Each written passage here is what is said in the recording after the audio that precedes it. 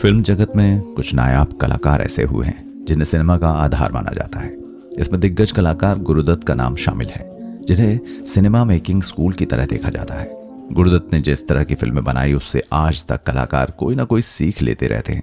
Cinema की पढ़ाई करने वाले छात्र छात्राओं को भी उनसे बहुत कुछ सीखने को मिलता है। गुरुदत्त लेखक, निर्देशक, अभिनेता, फिल्म निर्माता भी थे। उन्होंने कागज के फूल, प्यासा, मिस्टर एंड मिसेस 55, बाज, जाल, साहिब बीबी और गुलाम जैसी कई शानदार फिल्में दी। गुरुदत्त ने करियर में बहुत कुछ हासिल किया, लेकिन अफसोस की बात है कि उनका नाम उन कलाकारों में शामिल है जिनकी मौत की कहानी एक रहस्य बनकर रह गई। गुरुदत्त का 39 साल की उम्र में निधन हो गया और उनकी मौत आत्महत्या थी। उनकी मौत की एक रात पहले की क्या कहानी थी, उसका जिक्र उनके दोस्त और उनकी ज्यादातर फिल्मों के लेखक अबरार अलवी ने अपनी किताब 10 Years with गुरुदत्त में किया है। 9 अक्टूबर 1964 की शाम यानी गुरुदत्त की मौत के ठीक एक दिन पहले रॉयल की बैठक फिल्म बहारें फिर भी आएंगी की नायिका के मरने की कहानी लिखने का काम चल रहा था। अबरार बताते हैं कि जब वो शाम को 7 बजे के आसपास वहां पहुंचते हैं तो माहौल बहुत ही अलग था। गुरुदत्त शराब में डूबे हुए थे, उनके चेहरे पर तनाव अवसाद साफ झलक रहा था। उन्होंने गुरु के सहायक रतन से पूछा कि क्या बात है। अबरार आगे बताते हैं कि उन दिनों गुरुदत्त और उनकी पत्नी के बीच काफी समय से अनबन चल रही थी। गुरुदत्त अपनी निजी जिंदगी को लेकर परेशान थे।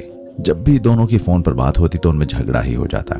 हर फोन के बाद गुरुदत्त के चेहरे पर तनाव और गुस्सा दोनों ही बढ़ जाता था। गीता ने गुरुदत्त को बेटी से मिलने पर रोक लगा दी थी।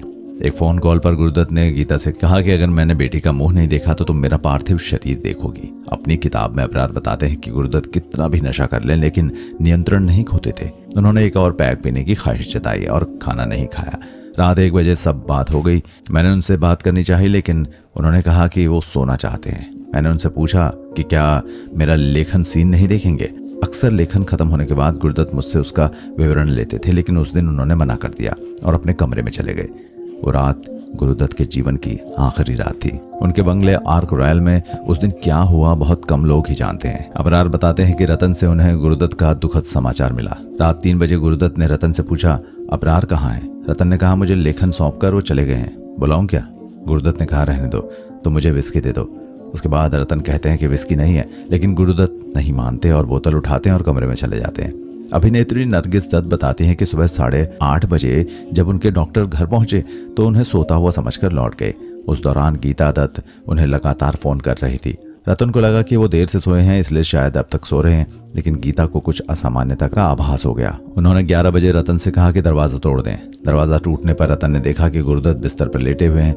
अबरार बताते हैं कि जब वो आर्क रॉयल पहुंचे तो उन्होंने गुरुदत्त को शांति से सोता हुआ पाया और बिस्तर के बगल में एक छोटी सी शीशी में गुलाबी रंग का तरल पदार्थ था। उनके मुंह से निकल पड़ा कि ये मौत नहीं, आत्महत्या है। उन्होंने अपने आप को मार डाला। गुरुदत्त का यूं चले जाना हर किसी के लिए एक सदमे जैसा था। वो भले ही इस दुनिया से चले गए, लेकिन सिनेमा को दिया उनका अतुलनीय योगदान कोई नहीं भूल पाएगा। तो दोस्तों, ऐसे हुई थी मशहूर निर्माता, निर्देशक, अभिनेता गुरुदत्त की मौत। ये तो थी उनकी कहानी। फिर मिलता हूं किसी और कहानी के साथ, किसी और शख्सियत के साथ। अगर वीडियो पसंद आई हो तो लाइक, शेयर और चैनल को सब्सक्राइब करना ना